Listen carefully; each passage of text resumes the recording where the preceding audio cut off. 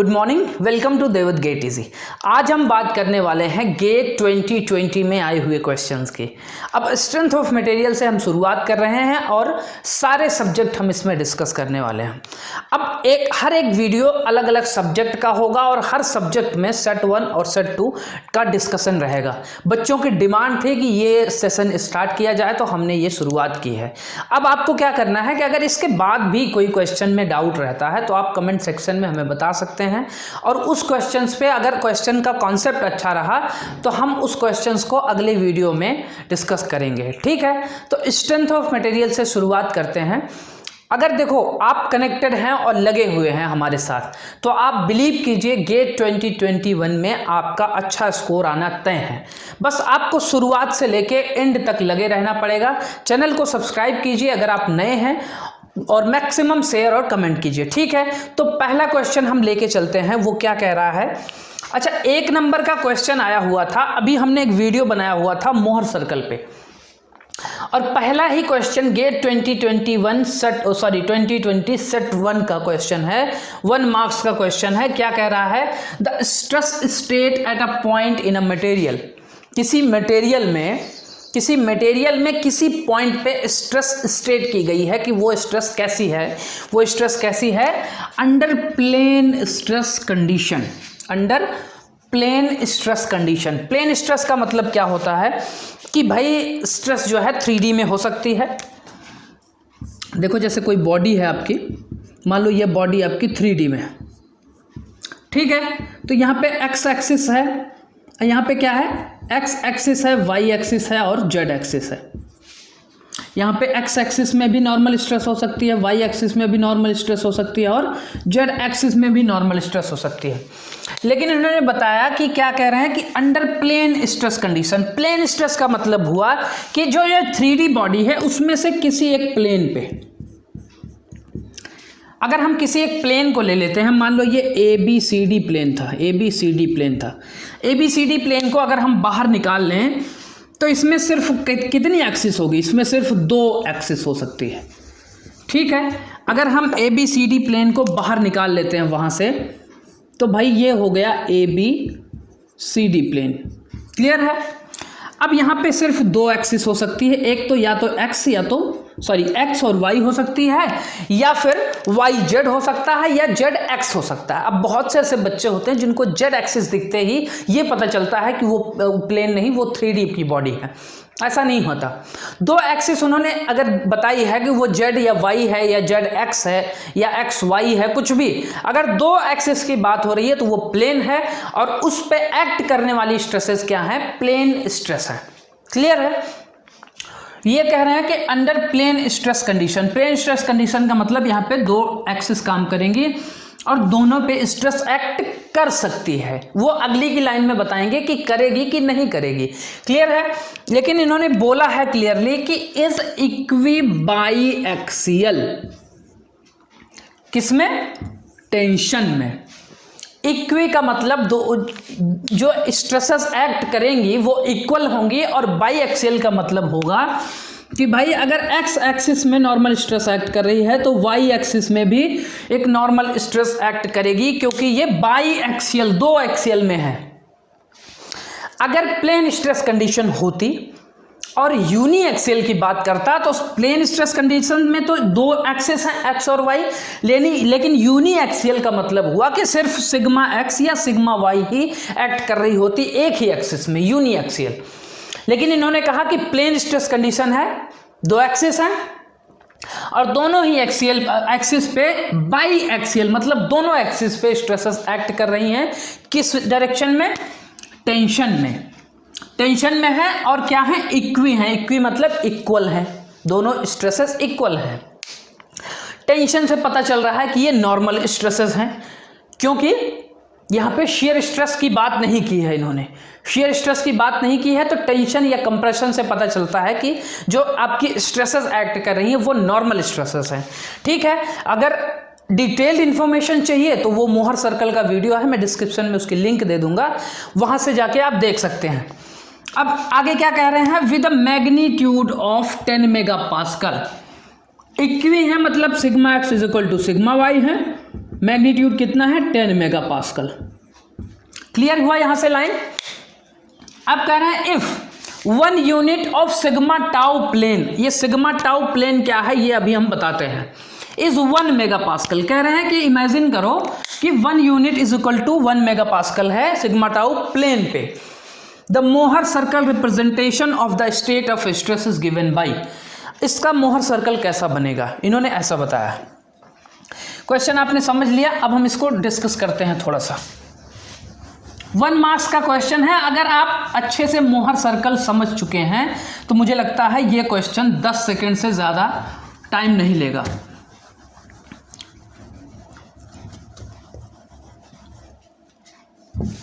ठीक है, Mohr circle अगर आप जानते हैं तो भाई इक्वी बाई एक्सियल का क्या मतलब हुआ कि ये मान लो ये ए बी प्लेन था, ए बी प्लेन पे सिग्मा एक्स काम कर रही है 10 मेगापास्कल, टेंशन में है इसलिए नॉर्मल स्ट्रेस है। वाई एक्सिस में काम कर रही है 10 मेगापास्कल, टेंशन में है इसलिए नॉर्मल स्ट्रेस है। अभी अपोजिट में भी सिग्मा एक्स और सिग्मा वाई काम कर रही होगी। क्लियर है। सबसे पहले मैंने मोहर सर्कल बनाने के लिए बताया था ए बी और ए डी प्लेन आपको ले लेना है, ये ए बी प्लेन ये ए डी प्लेन। अब इसका मोहर सर्कल कैसे बनाएंगे, मोहर सर्कल बनाने के लिए आपको एक्स और वाई एक्सिस चाहिए होती है, ये एक्स एक्सिस ये वाई एक्सिस। मैंने बताया था एक्स एक्सिस पे क्या होता है नॉर्मल स्ट्रेस होता है और वाई एक्सिस पे क्या होता है टेंजेंशियल स्ट्रेस होता है, या ऐसे इसको हम ऐसे भी शो करते हैं सिग्मा टी से, टेंजेंशियल स्ट्रेस मतलब शेयर स्ट्रेस। मैंने ये बताया था जैसे यहाँ पे एक्स और वाई एक्सिस होता है, मान लो आपको किसी ने कह दिया कि भाई एक्स और वाई एक्सिस पे हमको 10 और 0 की वैल्यू बता दो, इसका मतलब कि एक्स एक्सिस 10 है और वाई एक्सिस क्या है 0 है। मैंने मोहर सर्कल बनाने के लिए सबसे पहले बताया था आपको ए बी प्लेन पे नॉर्मल स्ट्रेसेस और शियर स्ट्रेस की वैल्यू पता होनी चाहिए।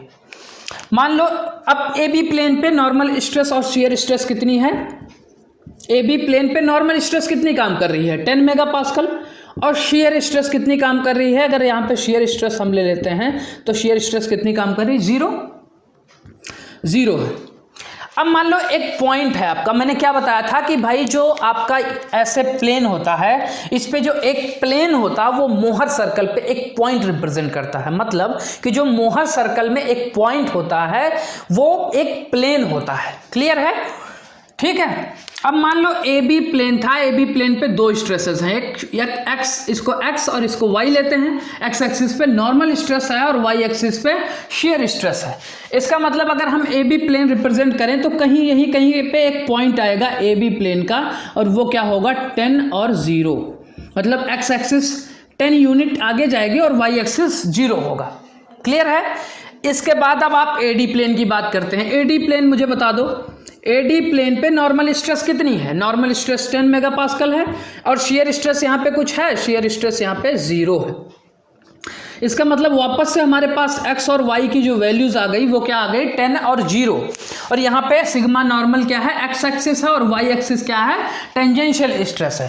अच्छा, बहुत से बच्चे इसमें भी कंफ्यूजन में रहते हैं कि भाई ये जो सिग्मा y है ये y एक्सिस की वैल्यू है, नहीं ये नॉर्मल स्ट्रेस की वैल्यू है। हमने x और y एक्सिस लिया है जहां पे x एक्सिस नॉर्मल स्ट्रेस है, y एक्सिस शियर स्ट्रेस है।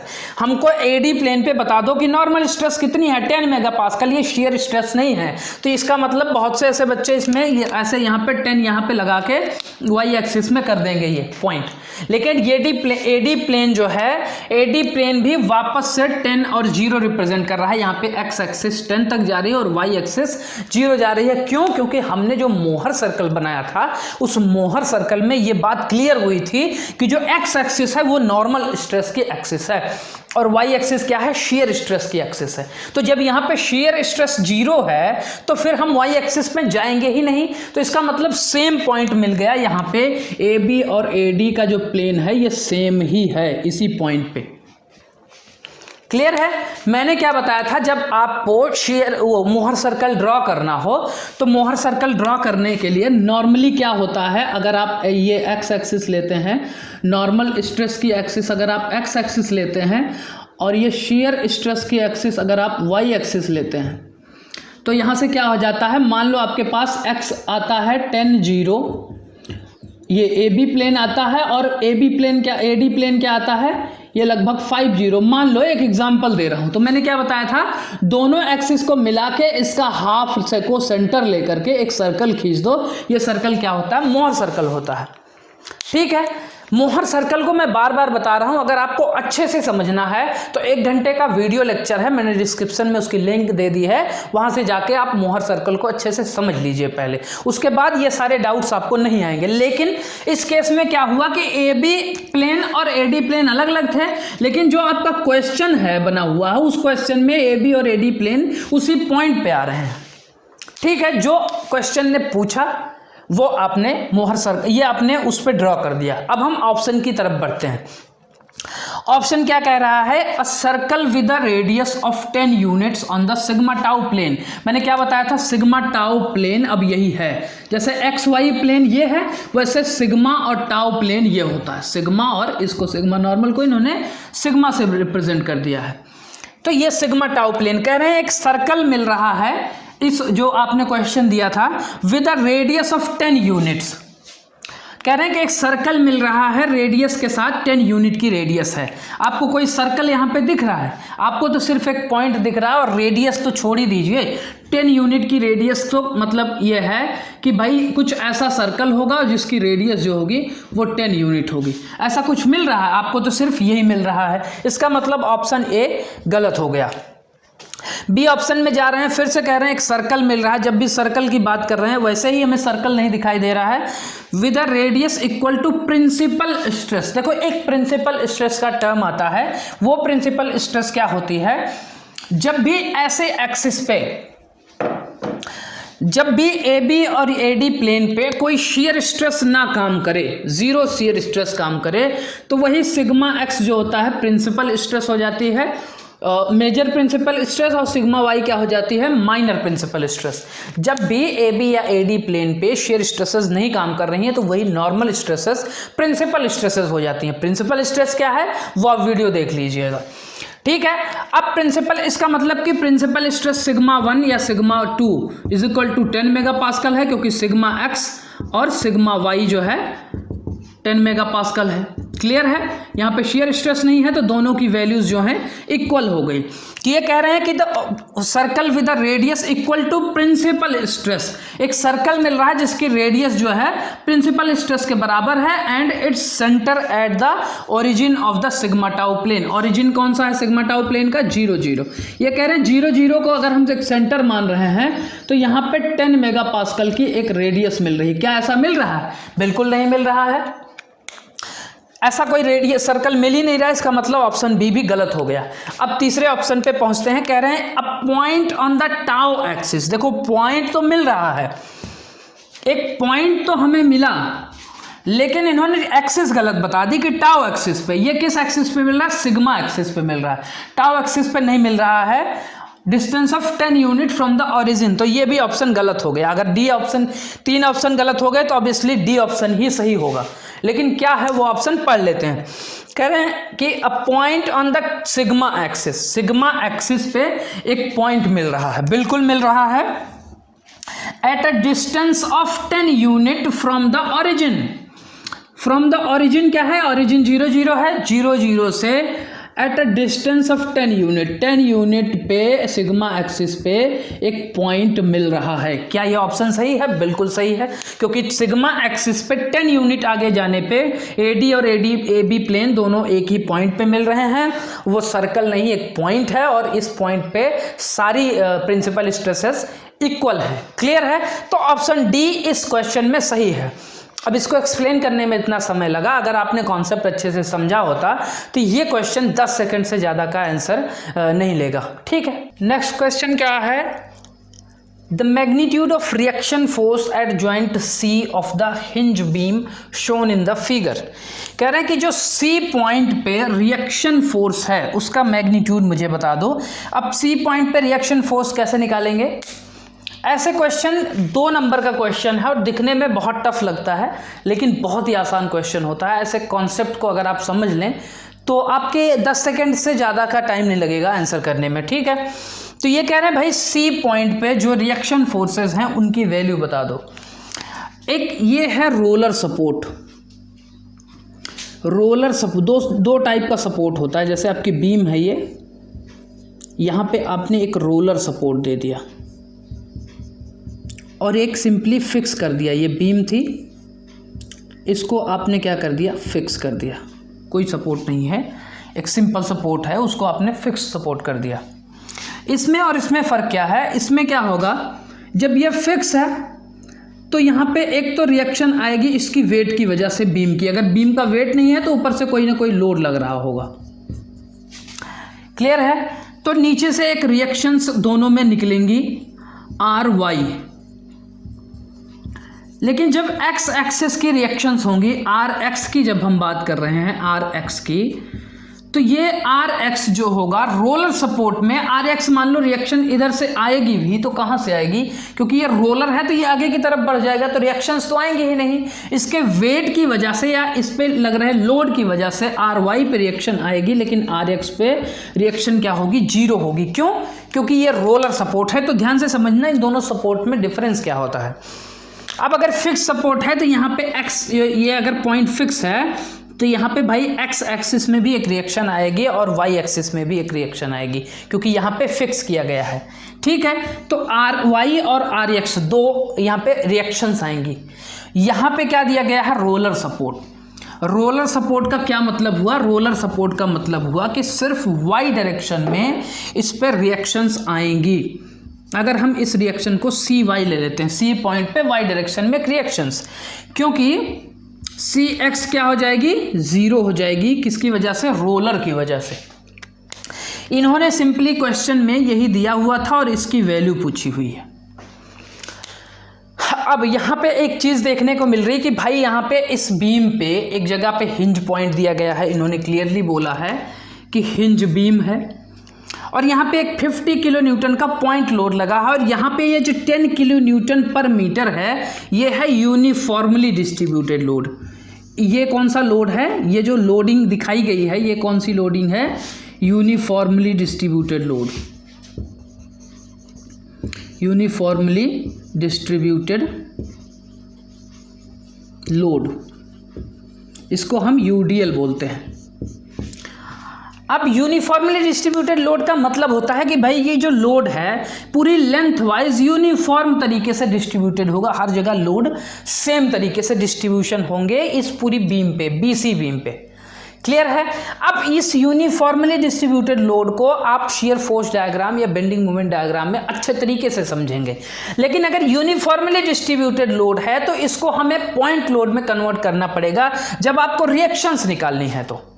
अच्छा, पॉइंट लोड में कन्वर्ट कैसे करेंगे, मान लो ये यूनिफॉर्मली डिस्ट्रीब्यूटेड लोड था कितना, 10 किलो न्यूटन पर मीटर था। तो इसको अगर आप मीटर से मल्टीप्लाई कर दें, 10 किलो न्यूटन पर मीटर थी इसकी यूनिट। अब इसको आप अगर मीटर से मल्टीप्लाई कर दें, कौन से मीटर से, इसकी लेंथ से, पूरी बीम की लेंथ से, तो ये आ जाएगा यूनिट लोड। क्या आ जाएगा, 40 किलो न्यूटन, क्योंकि मीटर से मीटर कट जाएगा।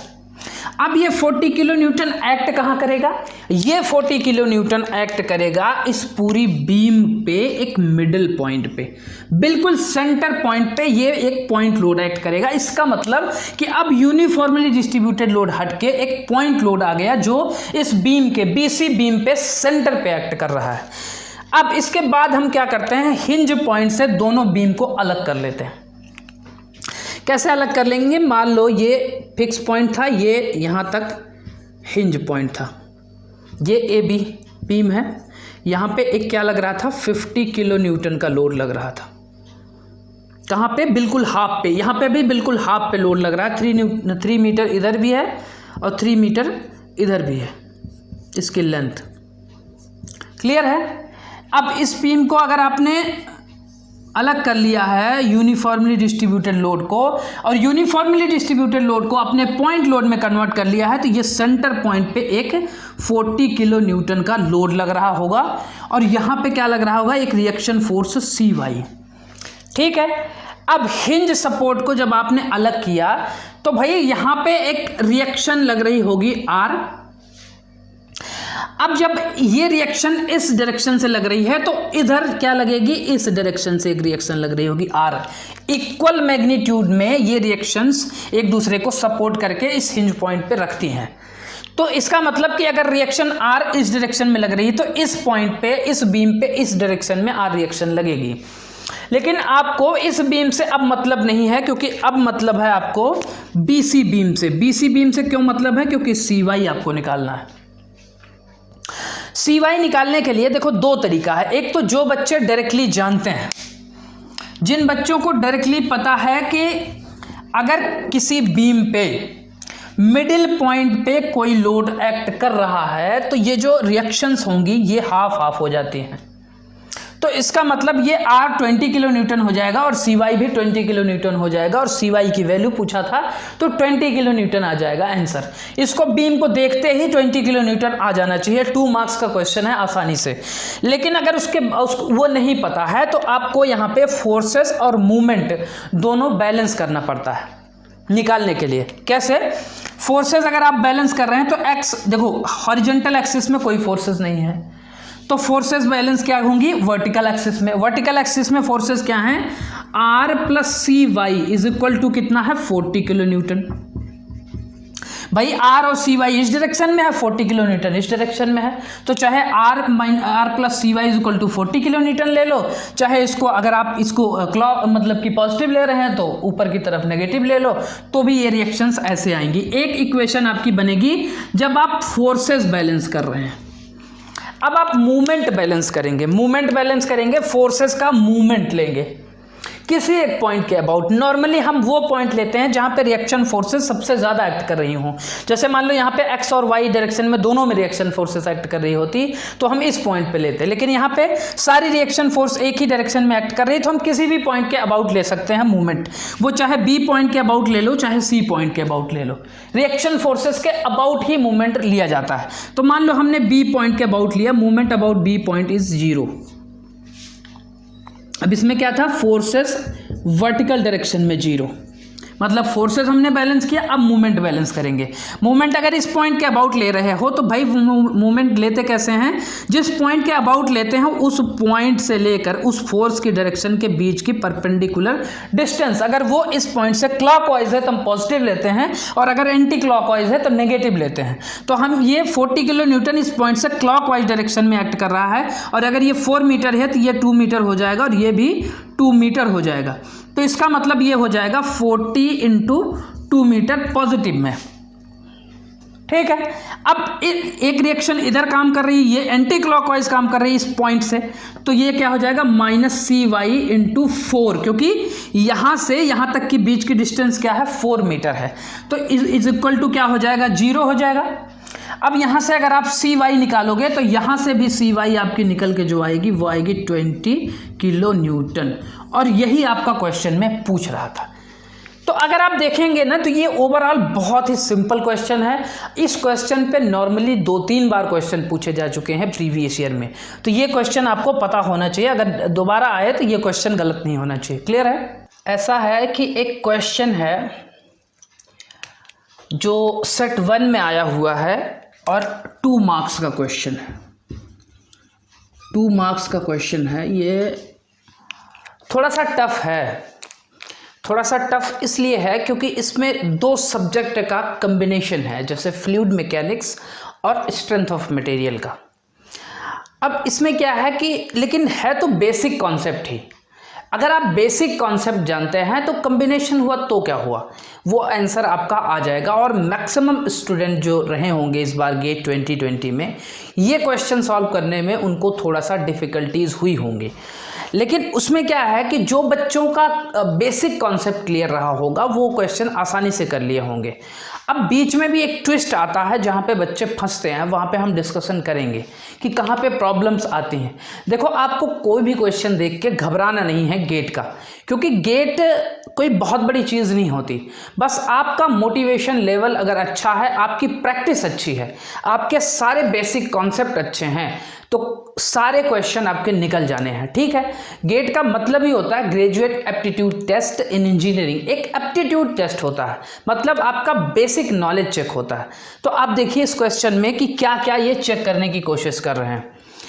2 मार्क्स का क्वेश्चन है, थोड़ा सा लेंदी जाएगा समझाने में, लेकिन एक बार जब आप समझ जाएंगे, इस पे प्रैक्टिस करेंगे, बार बार प्रैक्टिस कर लेंगे तो ये चीज़ें आसान हो जाएंगी। ठीक है, ये कह रहे हैं the barrier shown between 2 water tanks of unit width 1 metre into the plane of screen modelled as cantilever. कह रहे हैं एक बैरियर दिखाया गया है किसके बीच में, between 2 water tanks, 2 water tanks के बीच में, 2 वाटर के टैंक है उसके बीच में एक बैरियर दिखाया गया है। कह रहे हैं जिसकी विड्थ जो है वो 1 मीटर है। मतलब अगर हम इसकी विड्थ W ले लें तो ये इसकी जो विड्थ होगी, विड्थ का मतलब क्या हुआ, ये अंदर की तरफ जो इसकी विड्थ होगी, अंदर की तरफ ये कुछ डिप्ड होगा इस वाटर में, कुछ ऐसा टाइप का। इसकी जो विड्थ है ना, ये कह रहे हैं ये 1 मीटर की विड्थ है। अब ये कह रहे हैं कि plane of screen modelled as cantilever, इस जो बैरियर है इसको अगर हम कैंटिलीवर की तरह से एज्यूम करें तो गिवन है कि density of water, density of water को रो से रिप्रेजेंट करते हैं और ये होती है 1000 kg/m³। देखो ध्यान से समझना, कॉन्सेप्ट थ्रू क्वेश्चन का मतलब ही यही होता है कि क्वेश्चन में ही कॉन्सेप्ट छुपा होता है। देखो कॉन्सेप्ट ये रहा कि रो ऑफ वाटर, जो डेंसिटी ऑफ वाटर होती है वो 1000 kg/m³ होती है। इसकी यूनिट भी आपको क्लियर होनी चाहिए और ग्रेविटेशनल एक्सेलरेशन भी दिया हुआ है 10 मीटर/s²। अब ग्रेविटेशनल एक्सेलरेशन नॉर्मली जो उसकी वैल्यू होती है वो होती है 9.81 मीटर/s², लेकिन यहाँ पे इन्होंने दिया हुआ है कि 10 मीटर/s² लेना है तो आपको 10 मीटर/s² लेना है। गेट का सबसे बढ़िया तरीका यही होता है कि वो जो जो कहता जाए बस आपको वही वही फॉलो करते जाना है और आपका आंसर आ जाएगा। क्लियर है। अब ये कह रहे हैं the maximum absolute bending movement developed in the cantilever. जब आपने इसको कैंटिलीवर की तरह से इसको किया उसके बाद आपने देखा कि उसमें मैक्सिमम बेंडिंग मूवमेंट कितना आएगा।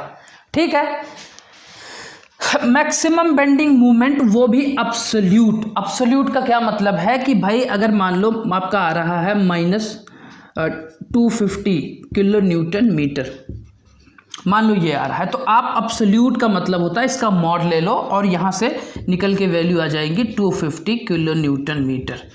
बात समझ रहे हैं। अब्सोल्यूट का मतलब हुआ कि वो पॉजिटिव होंगी। अब्सोल्यूट का सिंपल सा मतलब होता है उसका मैग्नीट्यूड, उसकी डायरेक्शन नहीं। मैं आप बेंडिंग मोमेंट जो है डायरेक्शन के अकॉर्डिंग आप पॉजिटिव या नेगेटिव लेते हैं, लेकिन अब्सोल्यूट का मतलब होता है आपको डायरेक्शन से नहीं मतलब है, उसका मैग्नीट्यूड कितना है।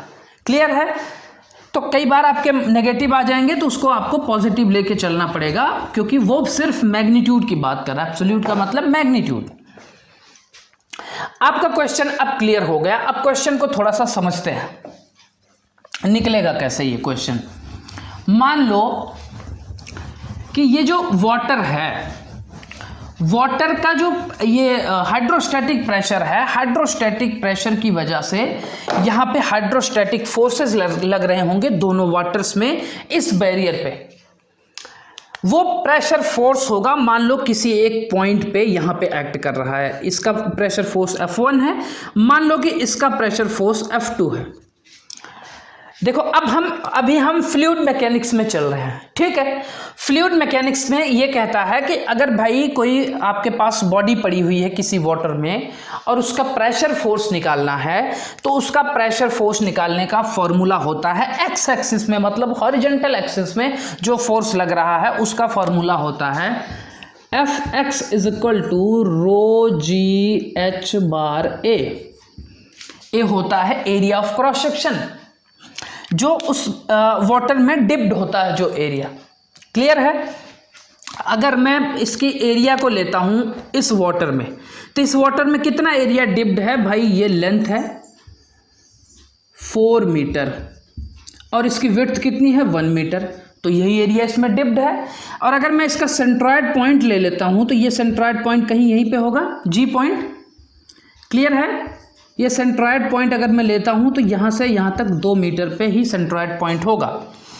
अब जरूरी नहीं कि मान लो ये सेंट्रॉयड पॉइंट यहाँ पे हो, जरूरी नहीं कि ये F1 जो है वो सेंट्रॉयड पे काम कर रहा है। बहुत से बच्चों को इसमें भी कन्फ्यूजन्स होती हैं। देखो, जब हम फ्लूइड मैकेनिक्स पढ़ेंगे तो उसमें हम स्टैटिक फ्लूइड्स में सारी चीज़ें डिस्कस करेंगे, लेकिन अभी के लिए इस क्वेश्चन में ये कॉन्सेप्ट समझना ज़रूरी है।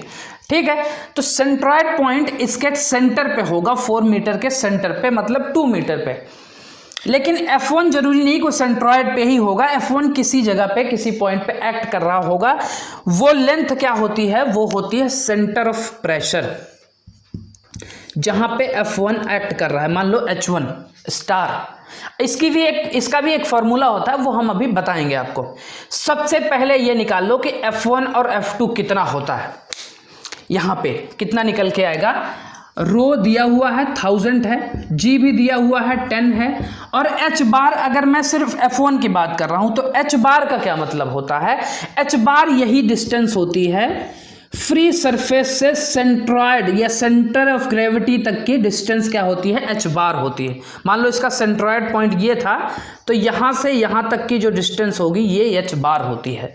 अब यही यहाँ पे भी होगा। मान लो ये इतना पोर्शन यहाँ पे वाटर में है, डिप्ड है, तो इसका सेंट्रॉयड पॉइंट यहाँ पे होगा, और इसका सेंट्रॉयड पॉइंट अगर यहाँ पे होगा तो इसकी क्या होगी? 1/2 मीटर। बात समझ में आई? इसका एरिया, मान लो हमने इसका एरिया ले लिया 4 इंटू टोटल डिस्टेंस क्या ली थी हमने? 4 मीटर। अब हम इसके एरिया की बात कर रहे हैं, तो इसका एरिया कितना होगा? 1 मीटर इंटू 1 मीटर। इसका सेंट्रॉयड पॉइंट ये होगा, तो इसकी जो एच बार आएगी वो क्या आएगी? 1/2 मीटर। एक एक चीज़ें आपको क्लियर होनी चाहिए। एच बार क्या है? सेंट्रॉयड पॉइंट से फ्री सरफेस तक की डिस्टेंस है। अब जब मैं F1 की बात कर रहा हूँ, F1 की, तब क्या होगी? डिस्टेंस 2 होगी, और एरिया क्या है? एरिया मैंने बताया है 4 इंटू 1 कितना आएगा? ये 80 किलो न्यूटन। ये आएगा F1 जो यहाँ पे एक्ट कर रहा है H1 स्टार पे। सेंटर ऑफ प्रेशर इसका जो है ये H1 स्टार है। H1 स्टार भी अभी हम निकालेंगे क्या होगा। ठीक है, अब F2 की बात जब हम कर रहे हैं तो F2 क्या निकल के आएगा? 1000, रो सेम है, जी भी सेम है, एच बार चेंज हो जाएगा। एच बार कितना होगा? 1/2 मीटर। 1/2 मीटर। अब इसका एरिया कितना है? 1 इंटू 1 है इसका एरिया। क्लियर है? तो इसका एरिया 1 इंटू 1 है, तो ये क्या हो जाएगा? अगर हम यहाँ से निकालते हैं तो ये हो जाएगा 5 किलो न्यूटन। बात समझ में आई कि F1 और F2 हमारा 80 किलो न्यूटन और 5 किलो न्यूटन आ गया। F1 किसी एक फ्री सरफेस से किसी एक डेप्थ पर काम कर रहा होगा, वो H1 स्टार होती है, उसे हम कहते हैं सेंटर ऑफ प्रेशर, जहां पे प्रेशर फोर्स एक्ट कर रहा है।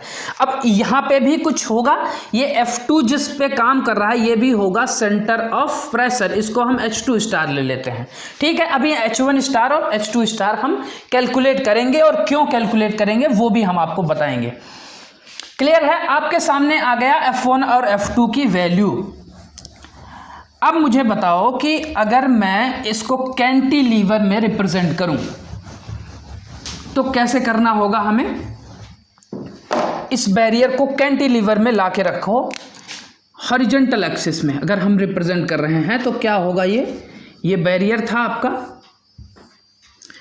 बैरियर था, यहां पे आपने फिक्स कर दिया था, ये पॉइंट यहां पे फिक्स कर दिया है। अब यहाँ पे कुछ डिस्टेंस पे ये क्या काम कर रहा है? F2 काम कर रहा है। यहाँ पे नीचे से F2 काम कर रहा है, और ये क्या था? 5 किलो न्यूटन आपका निकल के आया था। और यहाँ पे जाके थोड़े डिस्टेंस पे ऊपर की तरफ क्या काम कर रहा है? F1 काम कर रहा है। ये क्या काम कर रहा है? 80 किलो न्यूटन। क्लियर है? अब आपकी बीम क्या है? ये कैंटिलीवर बीम है। कैंटिलीवर बीम है। अब कैंटिलीवर बीम में अगर आपको मैक्सिमम बेंडिंग मोमेंट निकालना हो तो मैक्सिमम बेंडिंग मोमेंट निकालने के लिए फिक्स पॉइंट से फोर्सेस की डिस्टेंस आपको पता होनी चाहिए। अब ये डिस्टेंस कैसे पता होगी? ये डिस्टेंस पता करने के लिए आपको H1 स्टार और H2 स्टार निकालना पड़ेगा। अगर आप H स्टार निकालते हैं, इसका फॉर्मूला क्या होता है? सेंटर ऑफ प्रेशर निकालने का formula H bar plus moment of inertia about centroid point into sine square theta upon में एरिया इंटू एच बार। ये होता है आपका फॉर्मूला। ये फॉर्मूले याद रखना, दोनों फॉर्मूले बहुत इंपॉर्टेंट हैं। अभी हम फ्लूइड मैकेनिक्स की ही बात कर रहे हैं। जब आपने सेंटर ऑफ प्रेशर फोर्स निकालना था, सेंटर ऑफ प्रेशर निकालना था, तो ये था प्रेशर फोर्स का फॉर्मूला क्या था, ये भी याद रख लेना, रो जी एच बार ए। ये भी याद रखना अपने दिमाग में, ठीक है। अगर मैं इस फॉर्मूले पे ये वैल्यूज अप्लाई करता हूँ H1 स्टार निकालने के लिए, तो H1 स्टार निकालने के लिए भाई H1 स्टार क्या निकल के आएगा, H बार कितना था 2 मीटर, H बार कितना है, ये 2 मीटर है, plus moment of inertia about centroid point. मैंने क्या बताया था, इसका एरिया क्या था, इसका एरिया अगर आप देखेंगे ये 4 मीटर था, ये क्या था 4 मीटर, ये क्या था 1 मीटर डेप्थ थी। सेंट्रॉयड पॉइंट यहाँ पे था जी पॉइंट। अगर आप मोमेंट ऑफ इनर्शिया निकालते हैं जी पॉइंट के अबाउट, तो इसका क्या निकल के आएगा 1/4 की पावर क्यूब अपॉन में 12, BD क्यूब अपॉन में 12। क्यूब किसका करते हैं, जिसको हम कट करते हैं, जिस एक्सिस के अबाउट हम कट करते हैं उसी का हम क्यूब करते हैं। अगर डिटेल में मोमेंट ऑफ इनर्शिया समझना है तो मैंने इस पर पूरा एक कंप्लीट वीडियो बनाया हुआ है और उसका जो लिंक है वो मैं डिस्क्रिप्शन में दे दूंगा, तो आप उसको अच्छे तरीके से समझ लेना। मोमेंट ऑफ इनर्शिया किस शेप का और किस बॉडी का कैसा होता है और क्या वैल्यूज होती हैं, ठीक है। तो यहां से अगर आप निकालेंगे तो ये आ जाएगी IG is equal to 4 × 4 × 4, 4 cube by 12। अब दूसरी बात आती है थीटा, साइन थीटा। थीटा क्या होता है, थीटा होता है जो बार है आपका डिप किया गया है फ्लूइड में, कोई किसी फ्लूइड में, उसका हॉरिजॉन्टल के साथ कौन सा एंगल बन रहा है, हॉरिजॉन्टल एक्सिस के साथ यहाँ पे 90 डिग्री का एंगल बन रहा है। ऐसे बहुत से फ्लूइड मैकेनिक्स में क्वेश्चन आते हैं कि भाई एक बार, ये टब है आपका और इस टब में एक बॉडी आपकी डिप की गई है किसी एंगल पे, ठीक है, ये एंगल थीटा है। तो समझ रहे हैं ये वही एंगल है। अगर ये बॉडी ऐसे किसी इंक्लाइंड प्लेन पे डिप ना करके बिल्कुल ऐसे वर्टिकल प्लेन पे डिप की गई होती तो ये थीटा कितना होता, ये थीटा 90 डिग्री होता। तो यही तो यहाँ पे किया गया है, बस यहाँ पे फर्क इतना है कि वहाँ पे पूरे वाटर में डिप की जाती है, यहाँ पे बैरियर बाहर तक दिखाई दे रहा है, लेकिन एंगल तो आपका 90 डिग्री है। तो एंगल 90 डिग्री होने की वजह से साइन 90 1 हो जाता है। क्लियर है। अब इसके बाद आते हैं एरिया की बात करते हैं। एरिया कितना है 4 × 1 × 4 × 1। H बार कितना है, H बार 2 है। तो अगर आप यहाँ से 4 से 4 कैंसिल आउट कर दे रहे हैं, 4 × 3 12 कर दे रहे हैं और 2 दूना 4 कर रहे हैं, तो ये कितना आ जाएगा 8/3। टोटल कितना आया, ये H1 स्टार कितना आ गया 8/3। अब यही हम निकालेंगे H2 स्टार इस फॉर्मूले में। तो ध्यान रखना हमारे पास वैल्यूज क्या क्या आ रही हैं। अभी मैं इसको रफ कर देता हूं। देखो हमारे पास H1 स्टार आ गया। इसी फॉर्मूले पे अगर आप दोबारा से रखोगे H2 स्टार निकालने के लिए, ये वाली वैल्यू, ये जो H2 स्टार है कि भाई फ्री सरफेस से सेंटर ऑफ प्रेशर जो फोर्स लग रहा है उस फोर्स से फ्री सरफेस तक की डिस्टेंस कितनी है H2 स्टार। अगर आप H2 स्टार को इसी फॉर्मूले में रखोगे तो ये वैल्यू आपके पास आ जाएंगी। ये H बार कितना हो जाएगा, अब 1 हो जाएगा क्योंकि ये टोटल डिस्टेंस कितनी थी 1 मीटर, तो H बार कितना हो जाएगा 1/2 प्लस ये मूवमेंट ऑफ इनर्शिया कितना हो जाएगा, अगर ये 1 है ये भी 1 है तो क्या हो जाएगा BD क्यूब अपॉन में 12। Movement of inertia sine theta 1 होता है, तो एरिया कितना है 1 × 1 है। H बार कितना है 1/2 है, ठीक है, ये 1/6। इसका मतलब ये आ जाएगा 4/6 मतलब 2/3। कितना जाएगा 2/3, मतलब H1 स्टार और H2 स्टार की वैल्यूज निकल के आई क्या 8/3 और 2/3। ठीक है। अब वैल्यूज क्या क्या आपके पास निकल के आई। पहली बात तो F1 निकल के आया, F1 निकल के आया 80 किलो न्यूटन, F2 निकल के आया 5 किलो न्यूटन, H1 स्टार निकल के आया 8/3 मीटर। H2 स्टार निकल के आया 2/3 मीटर। क्लियर है? अब इसको हम कैंटिलीवर में रखते हैं।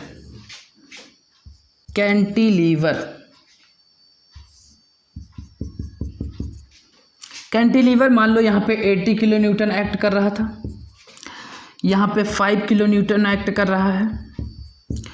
मुझे बताओ, मैंने कहा था कि आपको दो लेंथ पता होनी चाहिए मूवमेंट निकालने के लिए, एक ये लेंथ और दूसरी ये लेंथ। तो क्या ये H1 स्टार है और क्या ये H2 स्टार है जो निकल के आया? अब बहुत से बच्चे इसमें गलती कर दिए होंगे। बहुत से बच्चों ने क्या किया होगा, H1 स्टार की वैल्यू यहाँ पे रख दी होगी और H2 स्टार की वैल्यू यहाँ पे रख दी होगी और उनका आंसर जो है वो गलत आ जाएगा।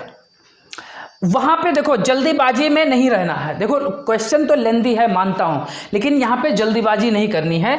जल्दीबाजी इसलिए नहीं करनी है क्योंकि भाई ये जो बैरियर है आपका, ये बैरियर टोटल ये है और ये H1 स्टार क्या निकल के आया था? H1 स्टार निकल के आया था फ्री सरफेस से यहां तक की डिस्टेंस।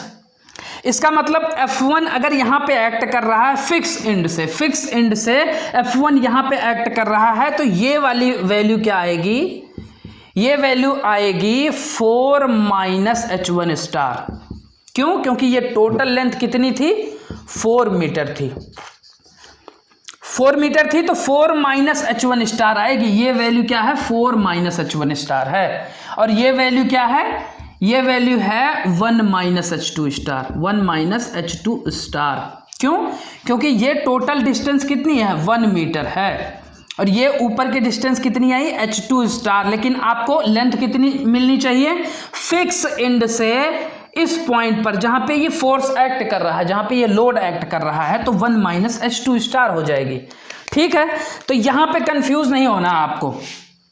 अगर आप 4 माइनस H1 स्टार निकालते हैं तो H1 स्टार कितनी है? 8/3। तो यहाँ पे क्या आ जाएगी? 12 माइनस 8/3, तो क्या आ जाएगी? 4/3। इसका मतलब ये जो वैल्यू आएगी ये क्या आएगी? 4/3 और ये वाली वैल्यू क्या आएगी? 1 माइनस 2/3। 2/3 आएगी तो ये क्या आएगी? 1/3 आएगी। मतलब ये वैल्यू क्या आ जाएगी? 1/3, ये क्या आ जाएगी? 4/3। क्लियर है? ये चीज़ें अगर आपके सामने क्लियर हैं तो अब हम बात करते हैं। अब हम यहाँ से निकल करके स्ट्रेंथ ऑफ मटेरियल में घुसने की कोशिश कर रहे हैं। अभी तक हम फ्लूइड मैकेनिक्स की बात कर रहे थे, अब हम स्ट्रेंथ ऑफ मटेरियल में चलते हैं। स्ट्रेंथ ऑफ मटेरियल में सबसे पहले तो साइन कन्वेंशन समझ लो SFD BMD का। देखो इसका डिटेल्ड जो वीडियो होगा वो शेयर फोर्स डायग्राम और बेंडिंग मोमेंट डायग्राम में हम अलग से वीडियो डिस्कस करेंगे, उसमें समझेंगे। लेकिन ये समझ लो कि यहाँ पे अगर आपको मैक्सिमम बेंडिंग मोमेंट निकालना है इस बीम पे, तो कितना होगा इसका maximum bending moment. Maximum bending moment निकालने के लिए आपको साइन कन्वेंशंस पता होनी चाहिए। साइन कन्वेंशंस ये हैं, अगर एक बॉडी है आपके पास, एक बीम थी, इसका आपने एक्स एक्सिस के अबाउट या ए एक्सिस ले लो, कोई भी ले लो, ए एक्सिस के अबाउट अगर आप मूवमेंट की बात करते हैं, SFD शियर फोर्स डायग्राम अगर आप बनाते हैं तो इसमें क्या हो जाएगा? अगर इधर से P लग रहा है, P, तो ये पॉजिटिव लगता है और यहाँ से P लग रहा है तो ये पॉजिटिव लगेगा। ठीक है, लेकिन अगर यहीं पे इसी बीम पे मूवमेंट की बात कर रहे हैं, बेंडिंग मूवमेंट डायग्राम में अगर हम बात कर रहे हैं, मूवमेंट अगर नीचे की तरफ या ये ऊपर की तरफ अगर मूवमेंट लग रहा है तब ये पॉजिटिव होगा। देखो अगर यहाँ से P की वजह से ये फोर्स ऊपर की तरफ लग रहा था ना, तो अगर यहाँ यहीं पे हम मूवमेंट कैलकुलेट करें तो ये नेगेटिव एक्सिस में आ जाएगा, नेगेटिव लगेगा। मतलब मूवमेंट को हम पॉजिटिव डायरेक्शन में लेते हैं। ऐसे शियर फोर्स की साइन कन्वेंशन ऐसे है, बेंडिंग मोमेंट की साइन कन्वेंशंस ऐसे होती हैं। अब यहाँ पे समझ लो कि हम शियर फोर्स डायग्राम और बेंडिंग मूवमेंट डायग्राम की एक छोटी सी झलक देखते हैं। ये मैं इसलिए डिटेल में बता रहा हूँ, ये चीज़ें आप आसानी से निकाल सकते हैं। अगर आपको मैक्सिमम बेंडिंग मूवमेंट आपको पता होना चाहिए कि फिक्स एंड पे ही होता है कैंटिलीवर बीम में। अगर फिक्स एंड पे कैंटिलीवर बीम में मैक्सिमम बेंडिंग मोमेंट होता है तो भाई 80 अगर आप निकालना चाहें तो ये क्या है, एक क्लॉकवाइज है, ऐसे है। बेंडिंग मोमेंट मैंने बताया था कि जिस एक्सिस के अबाउट निकालना है, इधर ये पॉजिटिव होगा, अगर इधर जा रहा है तो नेगेटिव होगा। तो इसका मतलब अगर हम इस लोड की बात कर रहे हैं और इस एक्सिस के अबाउट, तो इस एक्सिस के अबाउट बेंडिंग मोमेंट कितना जा रहा है, यहां से यहां तक की डिस्टेंस कितनी है, ये -80 × 4/3 है। क्लियर है। इसके बाद अब इस लोड की वजह से भी कुछ मूवमेंट जा रहा होगा। अब ये ऊपर की तरफ जा रहा है पॉजिटिव डायरेक्शन में, मैंने क्या बताया था, ये पॉजिटिव डायरेक्शन में है।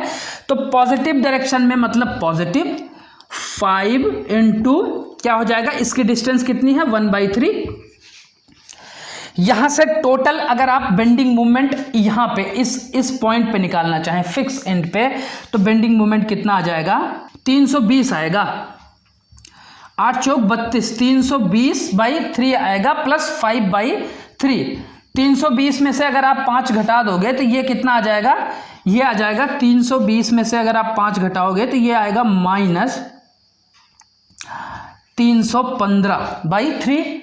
-315 को अगर आप कैलकुलेट करोगे -315/3 तो आएगा -105। मैंने क्या बताया था, क्वेश्चन में पूछा हुआ एब्सोल्यूट वैल्यू, मतलब कि इसका मैग्नीट्यूड से हमें मतलब है, पॉजिटिव निगेटिव से हमें मतलब नहीं है। तो इसका मैग्नीट्यूड क्या आ गया, 105 kN/मीटर। ये आपके पास क्या आ गया, मैक्सिमम बेंडिंग मोमेंट। क्लियर है। तो इसमें फ्लूइड मैकेनिक्स और shear force diagram, strength of material भी इसमें डिस्कशन हुआ है।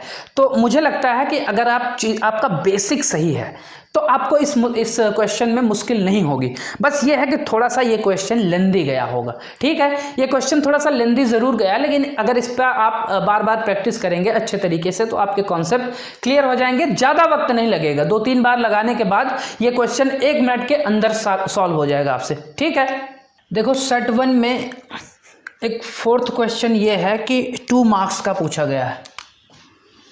2 मार्क्स का पूछा गया और सिंपल सा क्वेश्चन है, बहुत ही सिंपल कॉन्सेप्ट है इसमें। Bars of square and circular cross section with 0.5 metre length are made of material with shear strength of 20 megapascal. इसकी जो shear स्ट्रेंथ है 20 मेगापास्कल है और इसकी जो लेंथ है 0.5 मीटर है। सारे जो बार्स हैं उनकी जो शेयरिंग स्ट्रेंथ है, शेयर होने वाली स्ट्रेंथ है, वो क्या है 20 मेगापास्कल। मतलब शेयर स्ट्रेंथ क्या है 20 मेगापास्कल गिवन है कि भाई 20 मेगापास्कल तक अगर इस बार में लोड लगाया जाए तो ये फेल नहीं होगा। लेकिन अगर 20 मेगापास्कल से ज़्यादा स्ट्रेस की वैल्यूज़ आई तो वो बार फेल हो जाएगा। इसका यही मतलब होता है स्ट्रेंथ का। स्ट्रेंथ का मतलब होता है आपकी स्ट्रेंथ कितनी है, कि आप कितने किलोमीटर दौड़ सकते हैं। अगर आप बता दिए कि भाई हमारी स्ट्रेंथ है कि हम 10 किलोमीटर दौड़ सकते हैं, इससे ज़्यादा हम नहीं दौड़ सकते, तो आपकी स्ट्रेंथ हो गई 10 किलोमीटर्स की। अगर आपको कह दिया गया कि भाई 5 किलोमीटर तक आपको दौड़ना है तो आप 5 किलोमीटर तक आसानी से दौड़ लेंगे। लेकिन अगर आपको 11 किलोमीटर कहा गया तो आप दौड़ नहीं पाएंगे क्योंकि आपकी स्ट्रेंथ नहीं है वो। तो स्ट्रेंथ का मतलब ये होता है, और मैंने बहुत क्लियर तरीके से आपको एक वीडियो बताया हुआ है जिसमें स्ट्रेंथ ऑफ मटेरियल को ही डिफाइन किया गया है अच्छे से 1 घंटे। तो उस वीडियो को भी देख लेना, उसका जो लिंक होगा वो मैं डिस्क्रिप्शन में दे दूंगा। तो वहाँ से आपको पता चलेगी कि क्या होती है स्ट्रेंथ ऑफ मटेरियल, किसी मटेरियल की स्ट्रेंथ क्या होती है। यहाँ पे शेयर स्ट्रेंथ की बात कर रहे हैं, जिसमें क्या कह रहे हैं कि the square bar cross section dimension is 4 × 4 centimetre square and the cylindrical bar cross section is 4 centimetre. 4 centimetre क्या दिया गया है, इसका डायमीटर, क्योंकि सिलेंड्रिकल बार का जो डायमेंशन इन्होंने दिया है वो दिया है 4 सेंटीमीटर स्क्वायर, सॉरी 4 सेंटीमीटर। कह रहे हैं the specimen are loaded as shown in the figure. जैसे फिगर में इन्होंने लोड किया हुआ है ऐसे स्पेसिमेन सारे लोड किए गए हैं। अब मुझे बताओ कि which specimen will fail due to applied load as per maximum shear stress theory। एक मैक्सिमम शेयर स्ट्रेस थियरी है, ये थियरी ऑफ फेलियर्स में हम बात करते हैं लेकिन यहाँ पे सिर्फ अभी स्ट्रेंथ ऑफ मटेरियल हमारा चल रहा है, तो हम थियरी ऑफ फेलियर को अच्छे से डिफाइन करेंगे। लेकिन यहाँ पे बस समझ लो कि मैक्सिमम शियर स्ट्रेस थियरी क्या होती है, ये क्या कहती है। क्वेश्चन आपने पढ़ लिया है, क्वेश्चन आपने पढ़ लिया है, तो मुझे बताओ कि मैक्सिमम शियर स्ट्रेस थियरी क्या कहती है। अगर हम मैक्सिमम शियर स्ट्रेस थियरी की बात करें तो मैक्सिमम शियर स्ट्रेस थियरी ये कहती है कि अगर भाई किसी बॉडी पे नॉर्मल स्ट्रेस एक्ट कर रही हैं, ओनली नॉर्मल स्ट्रेसेस एक्ट कर रही हैं, सिग्मा एक्स सिग्मा वाई या समथिंग जो भी, तो इनकी क्या करो, इनकी प्रिंसिपल स्ट्रेसेस निकाल लो, और वो जो प्रिंसिपल स्ट्रेस होती है sigma 1 sigma 2 tau max is equal to हो जाएगा। अगर ये बॉडी 3D में है तो यहाँ पे प्रिंसिपल स्ट्रेसेस सिग्मा 1 सिग्मा 2 और सिग्मा 3 तीन आएंगी। तो वहाँ पे उसकी मैक्सिमम शियर स्ट्रेस थियरी क्या कहती है कि भाई इसका absolute of sigma 1 minus sigma 2/2 या फिर sigma 2 minus sigma 3/2 absolute of, या फिर सिग्मा 3 माइनस सिग्मा 1/2 का मैक्सिमम, इन सब में से मैक्सिमम जो होगा, maximum of these equal to tau maximum होगा। क्लियर है कि जो इनमें से जो मैक्सिमम आएंगी वैल्यूज, वो मैक्सिमम वैल्यूज क्या आएंगी, टाउ मैक्सिमम, मतलब कि शियर स्ट्रेंथ के बराबर आएंगी। ये मैक्सिमम शियर स्ट्रेस थियरी कहती है। अब मुझे बताओ कि अब लोडिंग के हिसाब से ये ऑप्शन दिया है इन्होंने कि भाई C option maximum shear stress theory के हिसाब से ये फेल होगा। कौन सा, विच स्पेसिमेन विल फेल, मतलब कौन सा स्पेसिमेन फेल होगा, ये सी स्पेसिमेन फेल होगा कि डी स्पेसिमेन फेल होगा, या फिर कोई स्पेसिमेन नहीं फेल होगा, या फिर ए बी स्पेसिमेन फेल होगा। तो कौन सा स्पेसिमेन फेल होगा मैक्सिमम शियर स्ट्रेस थियरी के अकॉर्डिंग। ठीक है, मैक्सिमम शियर स्ट्रेस थियरी आपको पता चल गई। मैंने ये भी बताया था कि सिग्मा एक्स और सिग्मा वाई जो होते हैं, ध्यान रखना कि यहाँ पे सिग्मा एक्स और सिग्मा वाई की वैल्यूज नहीं रखनी है। अगर मान लो वहाँ पे शियर स्ट्रेस काम कर रही होती तो सिग्मा एक्स और सिग्मा 1 सिग्मा 2 की वैल्यू चेंज हो जाती, लेकिन अगर सिग्मा शियर स्ट्रेस नहीं काम कर रही, सिग्मा एक्स ही सिग्मा 1 होगी और सिग्मा वाई ही सिग्मा 2 होती है, प्रिंसिपल स्ट्रेसेस होती हैं। पहले फिगर की बात कर रहे हैं जिसमें टेंसाइल लोड लग रहा है 80 किलो न्यूटन का। टेंसाइल लोड की वजह से स्ट्रेस कितनी आएगी, नॉर्मल स्ट्रेस अगर मैं बात कर रहा हूँ, क्योंकि नॉर्मल फोर्स लग रहा है तो नॉर्मल स्ट्रेस ही आएगी। नॉर्मल स्ट्रेस कितनी आएगी, 80 kilo Newton by cross sectional area. इसका क्रॉस सेक्शनल एरिया कितना है, इसका 4 सेंटीमीटर एरिया दिया हुआ था, 4 × 4 सेंटीमीटर स्क्वायर। अब ये 80 क्या है, किलो न्यूटन में है, इसको अगर आप चाहो तो न्यूटन में कन्वर्ट कर सकते हो, 10³ अपॉन में ये 4 × 4 सेंटीमीटर स्क्वायर है, इसको आप मीटर स्क्वायर या mm स्क्वायर में कन्वर्ट कर लो, तो ये क्या हो जाएगा 4 × 10⁻²। ठीक है, इसको हम mm में कन्वर्ट कर रहे हैं। 10⁻² से अगर हम ये कर रहे हैं तो यहाँ पे 10 बचेगा और ये 20 हो जाएगा, ये 5 बचेगा और यहाँ पे क्या बचेगा 50 मेगापास्कल। क्या आ गया, ये 50 मेगापास्कल नॉर्मल स्ट्रेस है, ये नॉर्मल स्ट्रेस आई है सिग्मा एक्स एक्सिस में। क्योंकि यहाँ पे कोई ऐसे कोई शियर स्ट्रेस तो काम कर नहीं रही है, तो यही फिर सिग्मा 1 भी हो जाएगी। में प्रिंसिपल स्ट्रेस और शियर स्ट्रेस थियरी क्या कहती है कि भाई सिग्मा 1 माइनस सिग्मा 2/2 या सिग्मा 2 माइनस सिग्मा 3/2 या फिर सिग्मा 3 माइनस सिग्मा 1/2 में से जो मैक्सिमम होगा। तो सिग्मा 2 सिग्मा 3 तो है ही नहीं, तो इसका मतलब सिंपल सी बात है सिग्मा 1/2 का जो अब्सोल्यूट वैल्यू होगी वो क्या होनी चाहिए, वो होनी चाहिए शियर स्ट्रेंथ के बराबर टाउ। ठीक है, अब क्या है सिग्मा 1/2, ये सिग्मा है, सिग्मा 1/2 आपके पास कितना आ जाएगा 25, 50/2। क्या ये शियर स्ट्रेंथ के बराबर है? इसमें जो शियर स्ट्रेस आई है वो आई है 25 मेगापास्कल। और आपकी जो बॉडी के शियर स्ट्रेंथ दी हुई है कि ये बॉडी की शियर स्ट्रेंथ इतनी है, अगर शियरिंग स्ट्रेंथ इससे ज़्यादा हुई तो ये बॉडी फेल हो जाएगी।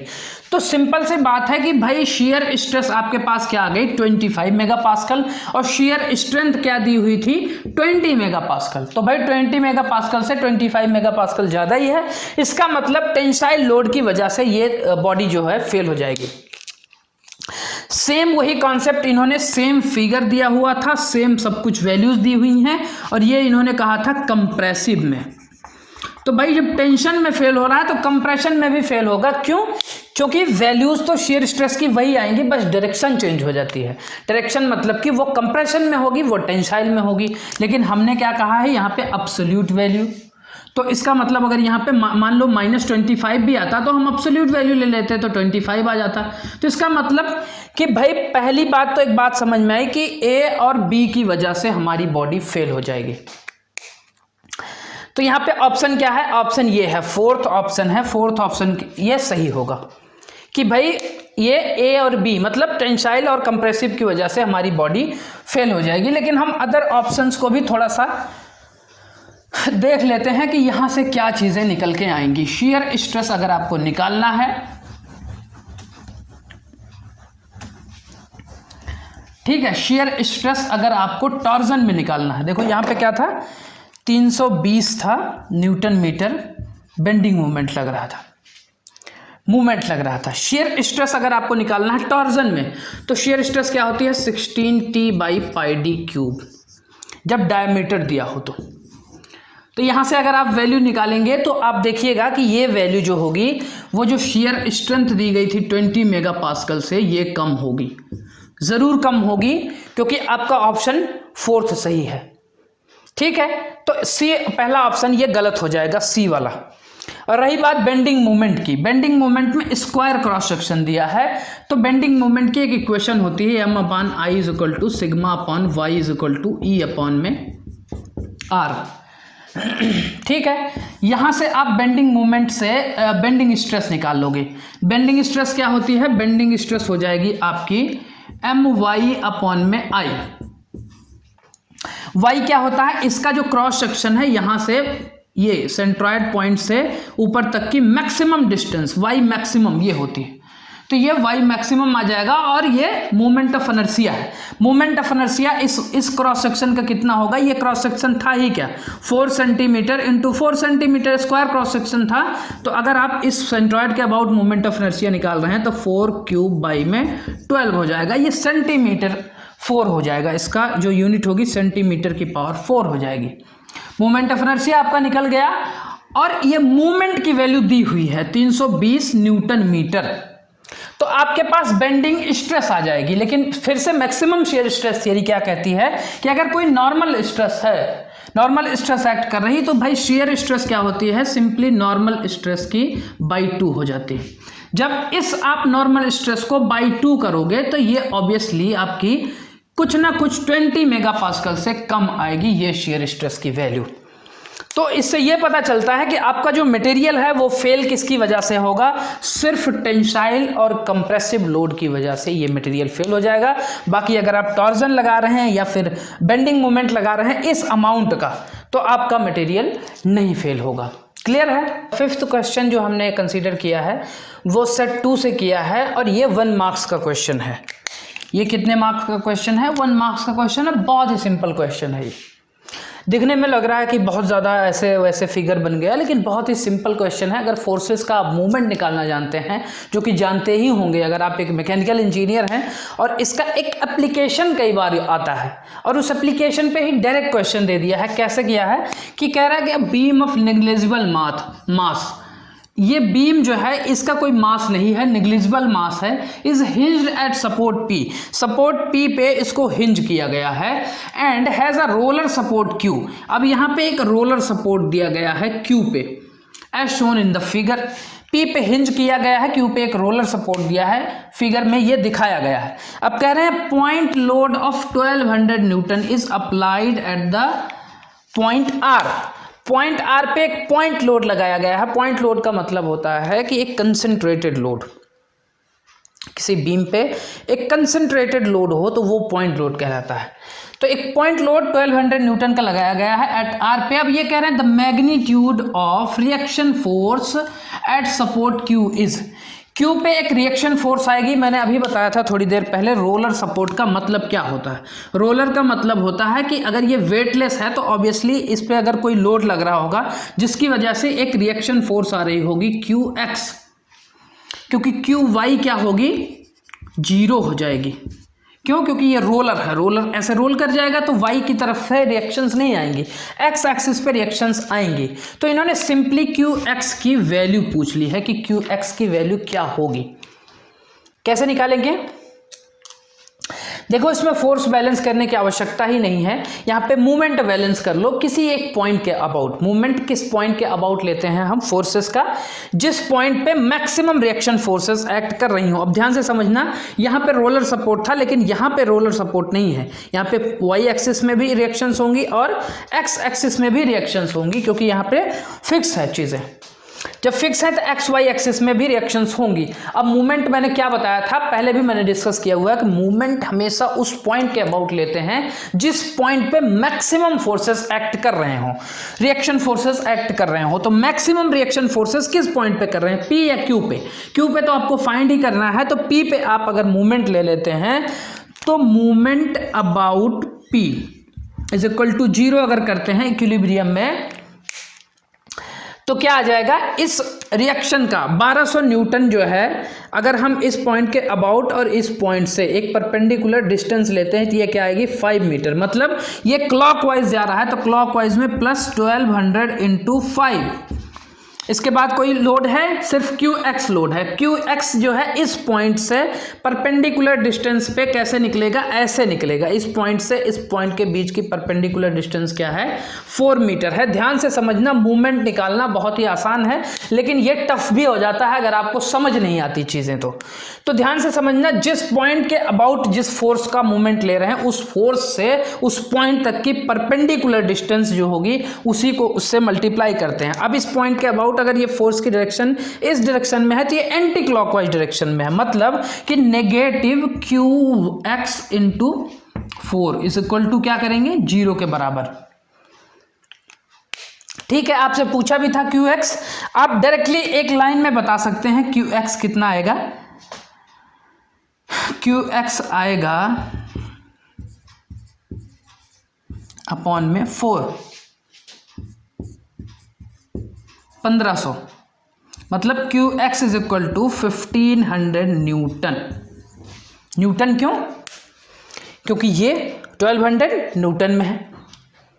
तो आपकी वैल्यू सिंपल है, मूवमेंट ही निकालना था, मूवमेंट बैलेंस कर दिया अगर आपने किसी पॉइंट के अबाउट, तो आपका ये आंसर आ जाएगा। ठीक है, अब आज का 6th क्वेश्चन क्या है कि एक कैंटिलीवर बीम है, लेंथ जिसकी L है, a cantilever of length L and flexural rigidity EI। ये मैंने क्या होता है बात की थी स्ट्रेन एनर्जी के कॉन्सेप्ट में। स्ट्रेन एनर्जी का भी अलग से वीडियो बनाया हुआ है, उसको भी आप देखना चाहें तो देख सकते हैं, उसका भी लिंक हम आपको डिस्क्रिप्शन में दे देंगे। फ्लक्सुरल रिजिडिटी EI बोलते हैं इसको। फ्लक्सुरल रिजिडिटी की कॉन्सेप्ट कहाँ आता है? जब आपके पास कोई मूवमेंट हो रहा हो। एक होता है एक्सियल रिजिडिटी, जब आपके पास एक्सियल लोडिंग हो रही हो। एक होता है फ्लक्सुरल रिजिडिटी, मतलब कि मूवमेंट हो रहा हो, जब टॉर्जन हो रहा हो तो टॉर्जनल रिजिडिटी की बात आती है। क्लियर है? अब ये कह रहे हैं कि stiffened by a spring of stiffness K, एक स्प्रिंग की स्टिफनेस के है, ये स्टिफन की गई है, मतलब ये कुछ ऐसे अरेंजमेंट किया गया है, फिक्स किया गया है। स्टिफ का मतलब थोड़ा सा फिक्स किया गया उसको एक तरह से। ठीक है, तो stiffened by a spring of stiffness K is based on transverse force P। एक यहाँ पे ट्रांसवर्स फोर्स P भी लग रहा है। कैंटिलीवर बीम थी, कैंटिलीवर मैंने बताया था अगर कुछ हैंगिंग पोजीशन में हो। ठीक है, कोई बीम हैंगिंग पोजीशन में हो, इसकी L लेंथ है और EI फ्लक्सुरल रिजिडिटी है। अब कह रहे हैं the transverse deflection under the load is, इस लोडिंग में जो ट्रांसवर्स डिफ्लेक्शन होगी वो कितनी होगी। ठीक है, अब मुझे बताओ कि अगर मैं इस अरेंजमेंट को थोड़ा सा अलग करूं, क्योंकि ये ऑप्शंस हैं A, B, C और D, इस अरेंजमेंट को मैं थोड़ा सा अलग करता हूं तो ये अरेंजमेंट कैसा बनेगा? ये अरेंजमेंट बनेगा कुछ ऐसा। ये आपका कैंटिलीवर है, यहाँ पे आपके पास लोडिंग लग रही थी P। जब आपने स्प्रिंग को थोड़ा सा हटाया यहाँ से, तो यहाँ पे एक क्या लगेगा? स्प्रिंग की वजह से एक रिएक्शन फोर्स लगेगा। इस रिएक्शन फोर्स को कुछ भी आप लिख सकते हो, ये Fr लिख सकते हो रिएक्शन फोर्स। अब यहाँ पे क्या लग रहा है, ये Fr अपोजिट डायरेक्शन में भी लगेगा, कहाँ पे, स्प्रिंग पे भी। स्प्रिंग का कॉन्सेप्ट क्या होता है, ये होता है कि भाई जब ये थोड़ा सा दबेगा, थोड़ा सा ये स्प्रिंग इस लोड की वजह से थोड़ा सा ये नीचे की तरफ डिफ्लेक्ट करेगी, जैसे ही डिफ्लेक्ट करेगी यहाँ पे एक रिएक्शन फोर्स आ जाएगा नीचे की तरफ, ठीक है। जैसे ही आपने डिफ्लेक्शन हल्का दी तो ये इसके तरफ ऊपर की तरफ रिएक्शन फोर्स आएगी, और उस ऊपर की तरफ जो रिएक्शन फोर्स आएगी वो रिएक्शन फोर्स नीचे की तरफ भी इक्वल आएगी, क्योंकि ये स्प्रिंग का कॉन्सेप्ट है। स्प्रिंग के कॉन्सेप्ट में हमेशा ऐसा होगा कि जब भी रिएक्शन फोर्स जैसे नीचे हल्का सा डिफ्लेक्शन हुआ तो ये स्प्रिंग कुछ ना कुछ डिफ्लेक्ट करेगी। जब कुछ ना कुछ डिफ्लेक्ट करेगी तो उस डिफ्लेक्शन की वजह से रिएक्शंस आएंगी, और वो रिएक्शंस क्या होंगी, इधर इस डायरेक्शन में काम करेगी और स्प्रिंग पे नीचे की तरफ काम करेगी। क्लियर है। अब स्टिफनेस क्या होती है, स्टिफनेस होती है, ये क्या होता है, के होता है stiffness. Stiffness is equal to load per deflection, load per deflection, ये एक फॉर्मूला होता है, इसको आप याद रख लीजिएगा। लोड पर डिफ्लेक्शन मतलब कि अगर आपके पास डेल एक्स की डिफ्लेक्शन हो रही है, किसी स्प्रिंग की बात हो रही है, और अगर लोड पी लग रहा है तो वहाँ पे उसकी अगर स्टिफनेस के है तो उसकी स्टिफनेस क्या होगी, अगर वहाँ पे लोड लग रहा है और उसमें डिफ्लेक्शन डेल एक्स लग रही है तो उसकी स्टिफनेस क्या होगी, load per unit deflection is equal to stiffness होती है। ठीक है, ठीक है। अब यहां से एक चीज निकल के आएगी कि भाई यहां पे जब आपके पास सिंपली कैंटिलीवर बीम हो तो वहां पे डिफ्लेक्शन क्या होती थी, वहां पे डिफ्लेक्शन होती थी, deflection is equal to PL³ upon में 3EI, यही होता था डिफ्लेक्शन। ये फॉर्मूला आई होप सो कि आपको याद होगा। अब ये कहाँ से आता है, इसका डेरिवेशन हम SFT BMD और डिफ्लेक्शन के वीडियोस में करेंगे, लेकिन इसका जो डिफ्लेक्शन होता है कैंटिलीवर का सिर्फ P लग रहा हो, यहाँ पे कोई रिएक्शन फोर्स नहीं लग रही है, तो इसका जो फॉर्मूला होता था वो क्या होता था, PL³ अपॉन में 3EI होता था। लेकिन यहाँ पे सिर्फ P तो है नहीं, P में से कुछ चीज़ें घट भी रही हैं, रिएक्शन फोर्स कुछ इसको अपोज भी कर रहा है, तो ये क्या हो जाएगा, P माइनस FR हो जाएगा। तो P minus FR L³ upon में 3EI हो जाएगा। क्लियर है, ये आपका इस पार्ट का आ गया। अब बचा स्प्रिंग का पार्ट। स्प्रिंग के पार्ट में अगर हम ध्यान से देखें तो स्प्रिंग का डिफ्लेक्शन मैंने अभी क्या बताया फॉर्मूला, अगर हम डिफ्लेक्शन निकालना चाहें तो डिफ्लेक्शन कैसे निकलेगा, ये डिफ्लेक्शन था कैंटिलीवर का, स्प्रिंग का डिफ्लेक्शन कैसे निकलेगा, del x is equal to क्या हो जाएगा, लोड पर स्टिफनेस। लोड कितनी है, लोड यहाँ पे स्प्रिंग की जब हम बात कर रहे हैं तो यहाँ पे है FR, और स्टिफनेस कितनी है इसकी, K है, तो ये हो जाएगा इसका। अब जो स्प्रिंग की जो ये कैंटिलीवर की वजह से डिफ्लेक्शन हुआ उतने ही तो बराबर स्प्रिंग भी डिफ्लेक्ट कर रहा होगा नीचे की तरफ, तो ये जो दोनों डिफ्लेक्शन है ये इक्वल हो जाती हैं।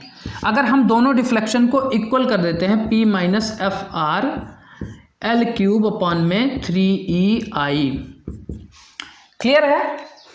तो यहाँ से इसको सॉल्व करते हैं, क्या निकल के आता है, ऑप्शन के हिसाब से आपको सोचना पड़ता है, क्योंकि जैसे जैसे ऑप्शंस दिए होते हैं वैसे वैसे आपकी थिंकिंग होनी चाहिए कि हमें इस तरीके से लेकर के आना है। ठीक है, देखो यहां से अगर आप FR को इधर ले लो, FR by K, FR by K है is equal to PL³ upon में 3EI minus FR L³ upon में 3EI। क्लियर है, FR को अगर आप अलग ले लेते हो तो FR क्या हो जाएगा, FR 1 upon K minus L³ upon में 3EI, माइनस माइनस प्लस हो जाएगा इधर, और उधर क्या बचेगा, PL³ अपॉन में 3EI। अब आपको ऑप्शंस के हिसाब से सोचना है कि कौन सा ऑप्शन आपका सही होगा।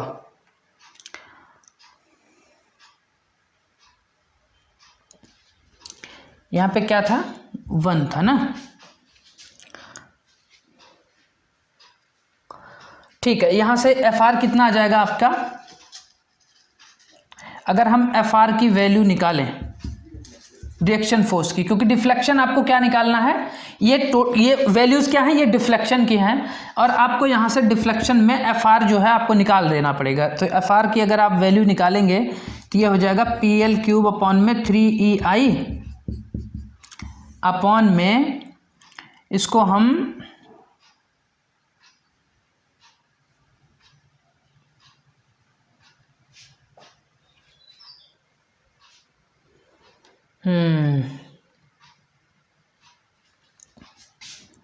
ठीक है 1/K plus L cube upon में 3EI,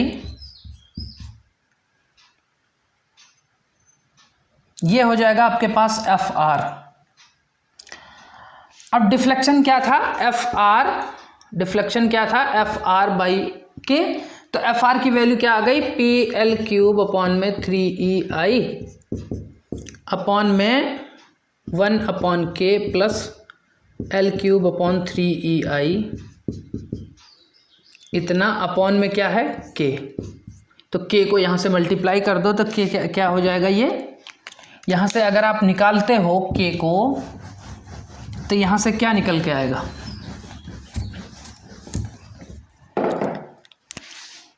के इधर मल्टीप्लाई हो जाएगा तो क्या हो जाएगा, ये पी एल क्यूब अपॉन में 3EI अपॉन में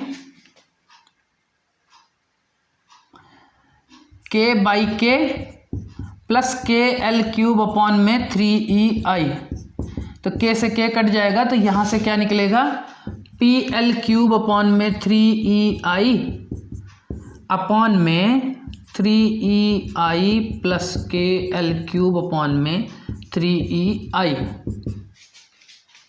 ना, 3EI से 3EI अगर हम काट देते हैं तो यहाँ पे क्या निकलेगा, पी एल क्यूब अपॉन में 3EI प्लस के एल क्यूब, लेकिन ऐसा कुछ ऑप्शन में तो है नहीं, हमारा फाइनली यही आ रहा है।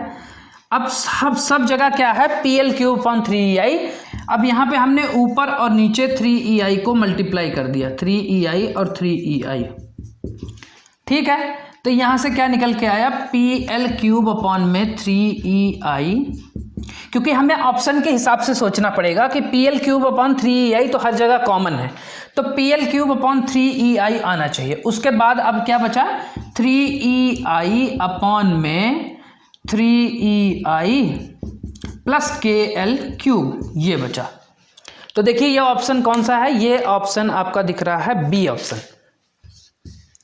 इसका मतलब ये ऑप्शन आपका बी सही होगा। थोड़ा सा इसमें अरेंजमेंट सेट करना होता है, कुछ ऐसे भी टाइप के क्वेश्चन आते हैं जो ऑप्शंस के हिसाब से आपको चलना पड़ता है, कॉन्सेप्ट आपको पता होता है, बस ऑप्शन के हिसाब से आपको रन करना होता है, ठीक है। स्ट्रेंथ ऑफ मटेरियल में एक लास्ट क्वेश्चन पूछा गया था सेट 2 में, ये भी 2 मार्क्स का क्वेश्चन था, अच्छा क्वेश्चन था, इसको भी थोड़ा सा इन्होंने कनेक्ट किया हुआ है। कैसे किया हुआ है, जब भी आपके सारे कॉन्सेप्ट क्लियर होते हैं ना तो आपको क्वेश्चन आसान लगता है, जब कॉन्सेप्ट क्लियर नहीं होते तो क्वेश्चन मुश्किल लगने लग जाता है। अब ये सारी चीज़ें कैसे संभव हो सकती हैं, वो आपकी प्रैक्टिस से ही संभव है। जितनी ज़्यादा आप प्रैक्टिस करेंगे, जितना ज़्यादा आप कॉन्सेप्ट अपने दिमाग में रखेंगे, जितना ज़्यादा आप याद रखेंगे, उतना ही चीज़ें आपके लिए आसान हो जाएंगी। तो देखते हैं क्या क्वेश्चन था। कह रहे हैं uniaxial compression test data. Uniaxial मैंने पहले बताया था कि यूनी एक्सियल का मतलब, देखो पहला ही क्वेश्चन हमने क्या डिस्कस किया था, बाई एक्सियल। अब यहाँ पे वो चर्चा आ गई यूनी एक्सियल की। यूनी एक्सियल का मतलब कि कोई एक बार रहा होगा आपके पास और उसको सिर्फ एक ही डायरेक्शन में लोडिंग लग रही होगी, तो उसकी वजह से एक ही डायरेक्शन में उसमें स्ट्रेसेस जनरेट हुई होंगी, तो ये है uniaxial. Uniaxial compression है। देखो यहाँ पे ये भी चीज़ क्लियर कर दी इन्होंने कि ये भाई टेंशन नहीं है जो आप ले रहे हैं, ये क्या है, कंप्रेशन में है, तो ये है आपका कंप्रेशन में। Uniaxial compression test data for a solid metal bar of length 1 metre. कह रहे हैं कि सॉलिड मेटल बार थी, उसकी लेंथ 1 मीटर थी, is shown in the figure. ये फिगर में जो दिखाया गया है, ये दिखाया गया है कि किसी बार पे यूनी एक्सियल, एक ही एक्सिस में कंप्रेशन का एक डेटा दिखाया गया है यूनिएक्सियल कंप्रेशन का, ठीक है। The bar material has linear elastic response from O to P। ये फिगर क्या था, स्ट्रेस स्ट्रेन डायग्राम का फिगर था। स्ट्रेस की जो यूनिट है मेगा पास्कल है, स्ट्रेन जो होती है ये यूनिट लेस होती है, इसलिए इन्होंने mm पर mm दे दिया, तो इसमें कंफ्यूज नहीं होना है, mm से mm कट जाएगा तो ये यूनिट लेस ही हो जाएगा, यूनिट लेस। ये भी ध्यान रखना, ये कन्फ्यूज़न के लिए आपको देते हैं। ये कह रहे हैं कि O to P जो है ये फॉलो कर रहा है लीनियर इलास्टिक रिस्पॉन्स को। ये जो O to P लाइन है ये लीनियर लाइन है, लीनियर इलास्टिक रिस्पॉन्स को फॉलो कर रहा है बाई नॉन लीनियर रिस्पॉन्स, ठीक है, followed by non linear response, मतलब कि ये आगे जो है ये नॉन लीनियर रिस्पॉन्सेज हैं। The point P represents the yield point of the material. ये जो पॉइंट P है ये क्या रिप्रेजेंट कर रहा है, yield point of the material, मतलब सिग्मा YT की वैल्यू इसने दे दी है, yield point of the material. The rod is pinned at both the ends. कह रहे ये जो रॉड है ना, ये रॉड क्या की गई है, पिन की गई है दोनों एंड्स पे, बोथ एंड पे ये क्या की गई है, पिन्ड है। इसको थोड़ा सा मैं ऊपर बता दूं, ठीक है। एक रॉड है, एक रॉड है, इन्होंने क्या बताया कि भाई ये जो रॉड है दोनों एंड पे ना पिन की गई है, ऐसे दोनों एंड पे क्या की गई है, ये पिन की गई है, और इस पिन की वजह यहाँ पे क्या कर रहे हैं, कंप्रेशन लग रहा है, कंप्रेसिव लोड लग रहा है, और इसकी लेंथ जो है वो 1 मीटर है। बात समझ में आई, यूनी एक्सियल कंप्रेशन है, और ये जो पिन की गई है, पिन है एट बोथ द एंड्स। देखो जैसे ही पिंड है, इससे ये एक बात पता चलती है कि यार ये कहीं ना कहीं कॉलम और स्ट्रट्स का की तरफ हमें लेके जा रहा है, ठीक है। कह रहे the minimum diameter of the bar, मुझे minimum diameter of the bar बता दो, so that it does not buckle. देखो बकल से ही क्लियर हो गया कि भाई ये कॉलम स्ट्रट का केस है, ठीक है। Does not buckle under axial loading, इस एक्सियल लोडिंग की वजह से ये बकल ना करे before reaching the yield point, मतलब यील्ड पॉइंट तक पहुंचने से पहले ये बकल ना करे। तो उसका डायमीटर बता दो, किस में, mm में, ध्यान से समझना, mm में इसका डायमीटर ये पूछ रहा है, क्लियर है। अब देखो यहां से कैसे चीजें निकल के आती हैं,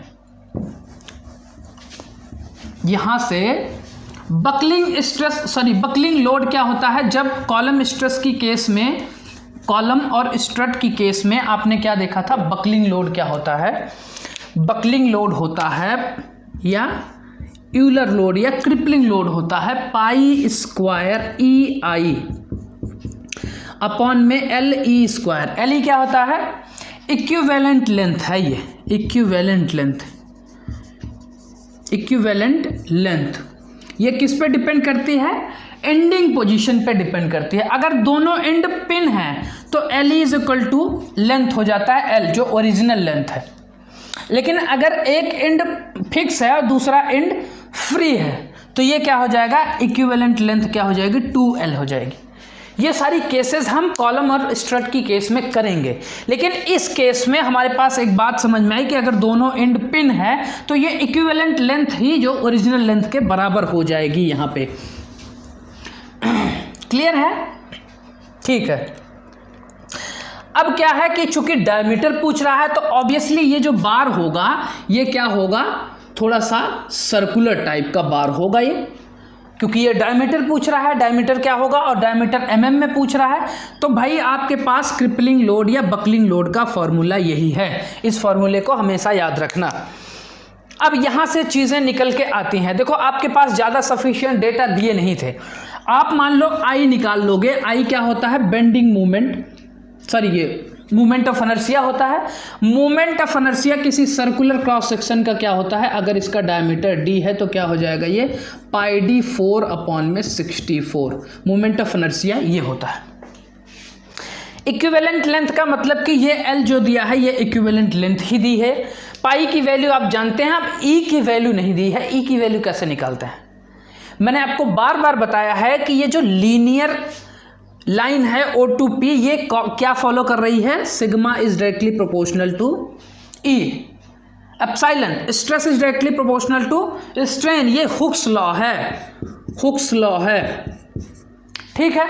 हुक्स लॉ क्या कहता है कि जब आप सिग्मा को हटाते हो तो एक इलास्टिक कांस्टेंट आ जाता है, सॉरी ये अल्फा को जब हटाते हो प्रोपोर्शनल लिमिट को तो ये क्या आ जाता है?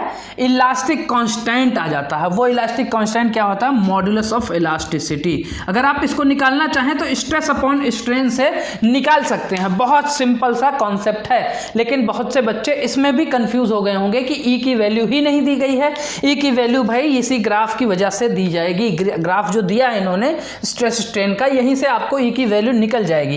क्या निकल जाएगी? स्ट्रेस क्या है? 100। ये जो प्रोपोर्शनैलिटी लिमिट है यहीं तक तो है, O to P तक, तो क्या है ये 100। और जो स्ट्रेन की वैल्यू दी गई ये है, ये स्ट्रेन की वैल्यू भी इसमें गिवन होगी। ये है 0.02 और यहाँ पे भी इन्होंने दिया है 0.005। दो वैल्यूज इन्होंने गिवन की थी, इन्होंने दिया हुआ था, ये क्वेश्चन में दिया हुआ था। तो आप ई की वैल्यू कैसे निकालेंगे? 100 अपॉन में 0.02। अगर यहाँ से आप ऐसे निकालते हैं तो ये कितना आ जाएगा? इसको आप 100 से मल्टीप्लाई कर दो और इसको 100 से मल्टीप्लाई कर दो, तो यहाँ पे क्या आ जाएगा? 2। ये आ जाएगा 100/2 आ जाएगा। तो ये क्या हो जाएगा? 5000। क्या होगा ये? ई की वैल्यू 5000 मेगा पास्कल। क्यों? क्योंकि इसकी वैल्यू क्या दी गई है? मेगा पास्कल में दी गई है। लोड को अगर आप निकालना चाहें तो ये स्ट्रेस इनटू एरिया हो सकता है, ठीक है। स्ट्रेस यहाँ पे क्या आ जाएगा? 100 इंटू π/4d²। यहाँ पे क्या हो जाएगा? यहाँ पे कोई लोड लग रहा होगा ना, P। ये P क्या कहाँ से निकल जाएगा? ये P कहाँ से निकलेगा? यहाँ पे जो एक्सियल स्ट्रेस काम कर रही है, एक्सियल स्ट्रेस काम कर रही है, कितनी काम कर रही है? 100 मेगापास्कल। 100 मेगापास्कल इंटू A क्या हो जाएगा? क्योंकि स्ट्रेस क्या होती है? P/A। तो P की वैल्यू निकालनी है तो sigma into area, cross sectional area, cross sectional area π/4d² हो जाएगा, इज इक्वल टू π²। ई की वैल्यू कितना है? 5000 निकल के आई, और आई की वैल्यू कितना निकलेगी? πd⁴, चूंकि डी पता नहीं है 64, अपॉन में इक्विवेलेंट लेंथ कितनी है? 1 मीटर। 1 मीटर का मतलब हुआ कि ये इसको आप mm में कन्वर्ट कर लोगे तो 1000 का होल स्क्वायर हो जाएगा, ठीक है। इस इक्वेशन को जब आप सॉल्व करेंगे इसको, तो यहाँ से डी की वैल्यू क्या निकल के आएगी? 56.94 mm, ठीक है। ये आपका आंसर होगा। क्लियर है? तो मुझे लगता है कि बहुत कोई नया कॉन्सेप्ट नहीं है कि कुछ नया कॉन्सेप्ट इसमें रिपीट किया गया हो। बस ये है कि आपके पास पुराने कॉन्सेप्ट अगर आपके बेसिक क्लियर हैं तो पुराने कॉन्सेप्ट से ही आपके नए कॉन्सेप्ट निकल जाएंगे। बस अब इस समय क्या होता है, पहले के क्वेश्चन और आपके क्वेश्चन में इतना फ़र्क है कि पहले क्या करते थे कि एक बेसिक किसी कॉन्सेप्ट पे क्वेश्चन दे देते थे, अब क्वेश्चन को थोड़ा सा लेंदी कर देते हैं, 2-3 कॉन्सेप्ट को मिला के कंबाइन करके एक आपके पास न्यूमेरिकल तैयार करके दे देते हैं, और वो मुश्किल नहीं होता। बस आपको प्रैक्टिस से ही सारी चीज़ें सॉल्व हो जाती हैं, और प्रैक्टिस अगर आपने की है तो प्रैक्टिस मेक्स मैन परफेक्ट। आपका स्कोर आने में कोई रोक नहीं सकता, ठीक है। Thank you.